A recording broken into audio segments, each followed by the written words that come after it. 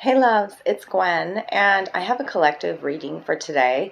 I was guided to pull out my Dragon Wisdom Oracle deck today, and the Shadow Dragon came out for the collective. And so I'm going to take this 3 minutes of time to talk to you about the Shadow Dragon, and then part 2 will be the rest of the collective reading. I hope this finds you well today, tribe. I love you so much.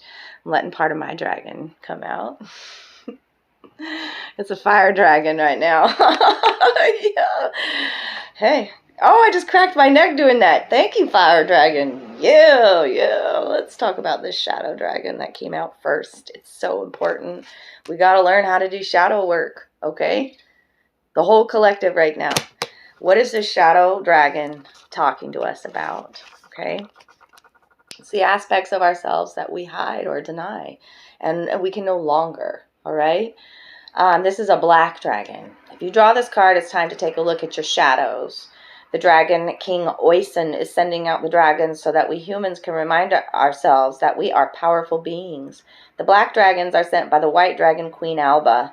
They have the highest vibration of love in their dragon hearts and are coming to transform your lower energies into higher frequencies.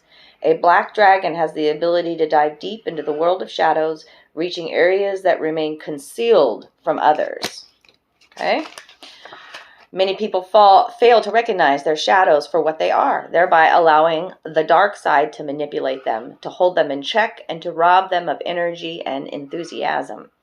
Let's name and shame a few of the shadows here. Cigarettes, alcohol, too much sugar, a sense of fear, other addictive behaviors, playing the victim, spiritual arrogance, and so on. Now ask yourself the question, am I ready to confront my shadows? If the answer is yes, begin the shadow work described below. If not, put this card to one side, take it out of the deck, and only replace it when you are ready. I'm never taking it out of my deck. I'm always doing shadow work. This is what I teach. We do not deny our darkness. We find power there, okay? Now let's get started. Pick a shadow and become familiar with it. The why, when, and how of it. The key is to understand that giving in can often mean victory and the breaking of paralysis. Inner rigidity can often prevent us from recognizing our shadows. Indeed, we are frequently extremely stubborn about this very issue. When working with shadows, try to remain flexible in your attitudes. Recognize when you are being cross or obstinate, the inner rigidity to which I refer. Try not to put up defenses, but instead become soft and pliable. Being defensive involves meeting inner rigidity with rigidity, which does not lead to success. Okay? Part 2, coming. Okay, so this is part 2 of the Dragon Wisdom message about shadow work. And I'm actually going to I'm going to read the entire meditation as well that this dragon wants you. If you're interested, if you really want to heal, you got to do the shadow work, okay? And so the guides are coming in, the dragon guides, giving you specific exercise here. I love it, and I'm gonna gift it to you today, okay? Sit upright on a chair, light at least one white candle, and play some calming music. Perhaps a favorite song. Now imagine you are surrounded by some tall grass, with a gentle breeze blowing the stalks this way and that. Sway with the grass, sway with the wind. Call the black dragon and use your inner voice to ask it to move aside all the rigidity within you. Now feel its noble presence. The black dragon is striding through the tall grass. It is magnificent, shimmering, and powerful. It opens its heart and envelops you entirely in black light. Black light's vibration has a higher frequency than any other and cannot be contaminated. Feel how this mighty light flows up and down the light canal in your spine, seeking out every weak point. The light pools and flows powerfully to every point in your physical or spiritual body where shadows sap your energy. Now smile, be glad, and say in all love to the shadows, I see you, I know you, I respect you, and now you may go. I do not need you any longer. Smile and let the shadow go. Give it to the black dragon, which will lovingly place it in a white column of light. Oh, this is giving me chills. Hear how the dragon says to the shadow, I free you. God, like I'm getting chills on the backs of my ears. You need fight no longer, for there is peace for you too. Now go in peace. From now on, you are free of the shadow. This is what real shadow work is about. This is what I've done before in my life. You got to go in and talk to that shadow. You got to tell him, hey, you can stay or you are free to leave, because you know what? We've healed now. It's okay. You are free. Like,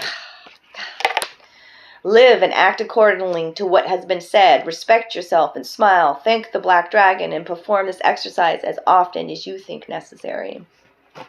You're taking a fresh perspective about this shadow work. Yep. You know you got to do it. Hangman energy. Yep. You know you you're bored of the same old things, being stuck in a rut. You want to expand. The shadow work is where you expand and find your power and where you find healing. You're so tired of being stuck in indecision, aren't you? Yes, loves. Part 3 comes. Okay, part 3. Let's continue and finish up this collective reading from the Dragon Guides. Okay, so I spent a lot of time on that shadow dragon. It was necessary for the collective. Okay, and I also have now the silence dragon that came out in the reverse. When this dragon comes out, it may feel as though time is rushing ahead or time is slipping away from us, feeling this need to like scurry around and get things done, right? There's a huge focus on time with this old-fashioned timepiece, right? The hourglass, right? As we watch time slip away, we've got to remember with this card, I wish we kept time like this more often, you know? This old-fashioned way of keeping time, that the ending is the beginning. You know, you flip that over and it's the beginning again. And so now that it's in the reverse, this dragon is saying, maybe time is slowing down. Maybe you feel like a sense of, no, it's not rushing ahead. I'm right where I need to be. I'm trusting in divine timing. Okay? And why I'm saying that, I mean, this is a huge change for you. There's the Tower, and then the King and Queen of Pentacles coming out. Okay, this is also a dynamic duo. Okay, Earth sign, Capricorn, Taurus, Virgo. This is about you learning some valuable lessons about what manifestation is, how to manifest, how to manifest wealth in your life. It's an inner job. This is the balance of the masculine and the feminine coming out here, right? I am content. I am worthy. I am a divine sovereign being. Abundance runs to me and through me. I continue the abundance mindset forward. I am rose energy, the rose dragon here, telling you to, darlings, this is high vibrational love. Okay, this is what the dragons want you to focus on. And look at what they clarify it with, because this is coming. Your ultimate happiness, and this Ace of Wands keeps coming out, my loves. It's a brand new beginning. It could be within a relationship where you're just so completely happy here. It's high vibrational love. It's a new job offer, maybe. Becoming an entrepreneur, and you're really happy. Creative power right here with this Ace of Wands, my loves. Okay? And the Rose Dragon. What does the Rose Dragon got to say today? They're like, don't go to the Rose Dragon. I'm like, okay, I got time. Your heart is asking for help if you drew this card. Okay? Allow small pleasures into your life. Stop and smell the roses today. You are love, my darling. I love you.